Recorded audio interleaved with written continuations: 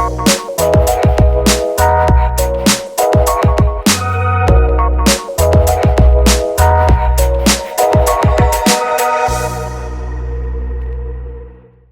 to Jax Leaders, Secrets to Success. Joining us in the studio today is James Dyer with Boutique Botox. James, welcome. Hey, thanks for having me. A pleasure to have you. Why don't you tell everybody about what you do? Yeah, so basically we're a concierge mobile aesthetic clinic. We specialize in kind of streamlined Botox, neuromodulator injections, and fillers. So when you say mobile, you have a truck and you go to people's homes? I get that comment or question frequently. No. So basically I show up in my car, go into people's homes, offices, and administer their needs there. Oh, okay. And so how long have you had this company? We founded it in 2016. Okay. Yeah. All right. And you're in Jacksonville. Do you have a brick and mortar or it's just completely mobile? No, I'm completely mobile. I at times will see patients in my condo, but I'm based here in Jacksonville and serve the greater North Florida region. Okay. And what made you get into this business? It's fun. You know, I was family practice by trade. Loved what I did. Loved that role. But for a lack of a better word, sometimes it's not the most fun thing to do, and kind of got into this and really enjoyed it. Okay. And what is the misconception about Botox that people might have that you can clear up here? One is that it's an acute treatment only. Like, you know, I see a wrinkle, I want it gone.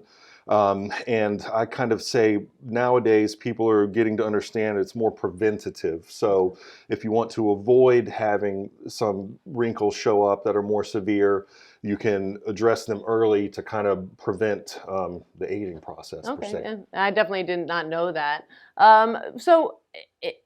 Is there anything that you have, we'll talk about success a little bit, in your career, in your trajectory of your career, is there anything that a mistake that you made that you learned from and that you can share with us?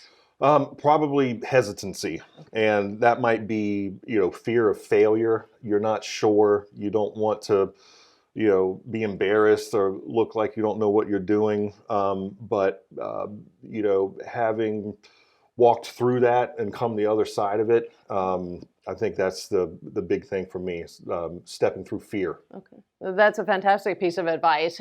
If you were to talk to your younger self, your younger James, what would you tell him that you learned today? Go for it. Go for it. Okay, fantastic, fantastic. And what do you admire in other people? When you see successful people, what traits can you identify that if they have that, they're going to be successful?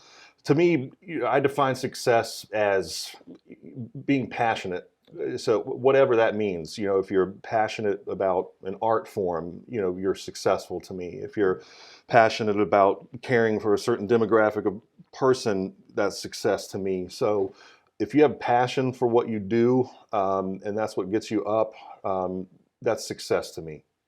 I think that's great advice, because a lot of people just are focused and they want to just get the money or the good career or whatever, and they forget to look about what makes them happy and what they're passionate about. So exactly. I think that's good advice. Did you learn that from your parents? I learned it the hard way, because I was that person that was kind of chasing the financial aspect, or not chasing it, but making decisions on that solely. And you get to where you've gotten what you were seeking financially, and you get to the point you ask yourself, was this it? This is what I was pursuing? And to have that, come up short existentially, showed me, pursue passion instead of finances. So I love that answer. So who do you admire in this world? Who do you see as passionate? Passionate. Mm-hmm. The late Ram Dass, he was a spiritual guide for me, opened up my heart and eyes in a lot of ways, and had a passion for helping people, whatever that may be. So that was the first person who came to mind. Okay. Yeah. And last question, how do you achieve balance in your life? Sounds like you're very busy, you have a lot of clients, so how do you achieve personal balance between your professional and personal life? Meditation and reflection.